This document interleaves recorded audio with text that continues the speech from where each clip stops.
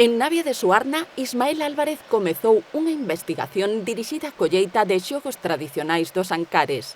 A finalidade é visibilizar, dar voz e divulgar a cultura desta zona. Inicialmente compilou preto dun cento de entretementos populares no rural, entre eles os bolos naviegos. Había moitísimos xogos que estaban relacionados directamente co mundo agrícola, da agricultura, das plantas, da natureza, como por exemplo o pote de nabo, que xogaban co que é o tallo do nabo, e pois fabricaban como unha especie de pota, e xogaban pois como se fora unha pota, as cociñas, e as bonecas de millo. O estudo etnográfico é a base do traballo fin de máster que Ismael cursa na Universidade de Burgos tras graduarse en Comunicación Audiovisual na USC.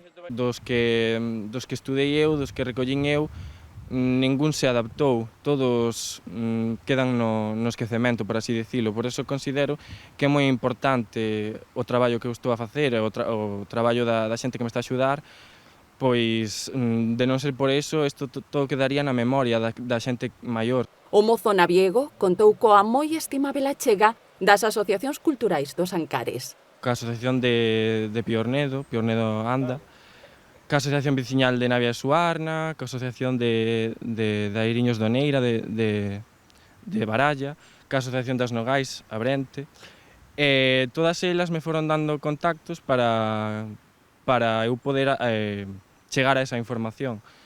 E a verdade foron de moita axuda. Con eles conseguiu documentación videográfica que el mesmo realizou. Vamos falar dun xogo que nos chamábamos Tres navíos polo mar. Uns escapaban a agocharse e outros tiñan que, despois de un tempo, ir buscalos. O traballo de campo levouno con frecuencia ao seu colexio. Este libro que teño aquí é un traballo que fixeron fai anos, no que recolleron pois fotografías de como era a vida en Navia de Suarna fai anos. En moitas destas fotografías pois aparecen representados xogos daquel entonces. O seu é un documento aberto, o que tentará engadir máis datos.